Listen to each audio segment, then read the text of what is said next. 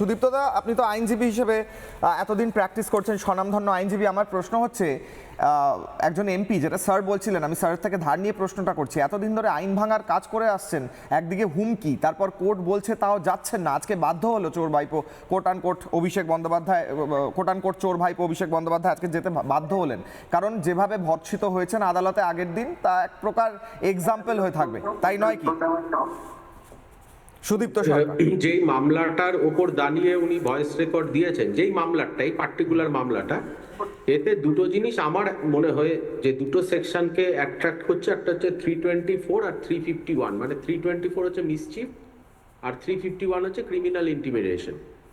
এই দুটোতে একটা সাজা 6 মাস আর একটা সাজা হচ্ছে ম্যাক্সিমাম 2 বছর। এবার এইটা আমার মানে মনে হয়েছে, এবার এটা তার উপর ট্রায়ালের উপর নির্ভর করছে, সাক্ষ্য, ট্রায়াল, এভিডেন্স সবকিছুর উপর নির্ভর করবে যে আদৌ সে কনভিক্টেড হবে কিনা এই মামলাতে। এবার আমার যেটা বক্তব্য হচ্ছে যে আক্ষরিক অর্থে যদি মরাল রং বলে, তাহলে অ্যাজ অ্যান এমপি বা একটা যারা কনস্টিটিউশনের শপথ নিয়েছে, তাদের এরম ধরনের কোনো মন্তব্য করাটাই বাঞ্ছনীয় না।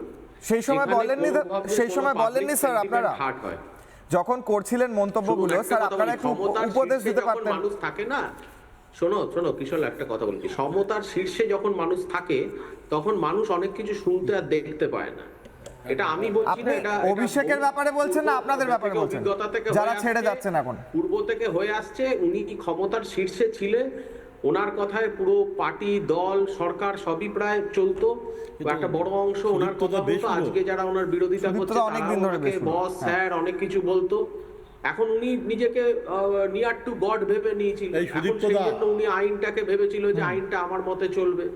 তো যাই হোক, এখন ক্ষমতার পরিবর্তন হয়েছে, আপনি ঋতব্রত তৃণমূলে জয়েন করুন, সত্যি বলছি, এটাই কিন্তু ভবিতব্য। আপনি যেভাবে ভোল বদলাচ্ছেন, কল্যাণ বন্দ্যোপাধ্যায় টপকে যাচ্ছেন। না, যারা সুদীপ্তদা শীর্ষে বসে এরকম ধরনের মন্তব্য পাস করবে, দেখো একটা কথা তোমায় বলি, এতে তো আইন কথা বলবে, তো আমি বললে লাভ নেই, আমি যা ইচ্ছা বলি, যেটা আইন। কাসেমদা আপনাকে কিছু বলছেন? সুদীপ্তদা, কাসেমদা কিছু বলছেন? দেখো সুদীপ্তদা 1 মিনিট, মানুষ রং করছে, বলুন। সুদীপ্তদা, আপনি যেভাবে দিনের পর দিন ভোল পাল্টাচ্ছেন, সুর বদল করছেন, তো আপনি তো কল্যাণ বন্দ্যোপাধ্যায় টপকে যাবেন, তো আপনি একটু বলুন আমাদের কাছে পরিষ্কার করে আপনার অবস্থানটা কোথায়। ঋত তৃণমূল না, বালিরচাটা তৃণমূল না, কালীঘাট তৃণমূল না, চটিচাটা তৃণমূল, আপনি বলুন দাদা। আমি তৃণমূলের অফিসিয়াল মুখপাত্র আগেও ছিলাম না, তাহলে আছেন কেন তৃণমূলের মুখপাত্র? না, উনি তো এর আগেও সাপোর্টার হিসেবে এসেছেন। আচ্ছা, সাপোর্টার বলুন।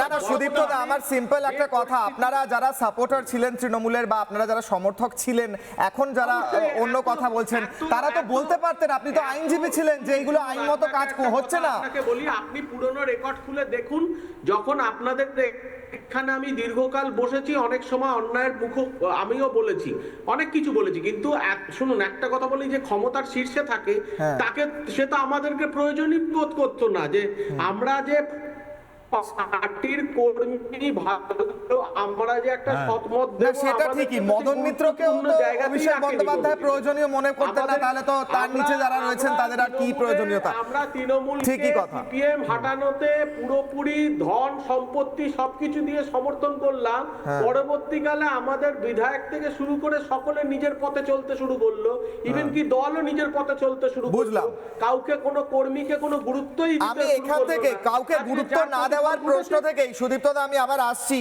আমি বাকিদের কাছে যাওয়ার আগে আমি একবার যে কথা সুদীপ্তদা বলছেন সেই কথা কালারফুল বয় মদন মিত্র বলছেন, আমি একবার শোনাই। সুদীপ্তদা, মদন মিত্র বক্তব্যটা শোনাই। কোনো কাটগাট হয়েছে আপনার? মদন মিত্রের বক্তব্য। ওই অভিষেক ব্যানার্জিকে দিয়ে বিজেপিকে হারানো যাবে না। ওই হিটলারি কায়দায় প্লেন থেকে নেমে কোমরে হাত দিয়ে 4 তারিখ দেখে নেবো, হুইসেল বাজবে, এসব করে হবে না। আমার তো ইডির থেকে ভয় ছিল এবি বেশি, ইডি ধরলে তবু কথা বলে জিজ্ঞেস করবে, ওখানে এবি কখন কোথায় তাড়ি দেবে, কি করে দেবে ভগবান জানে।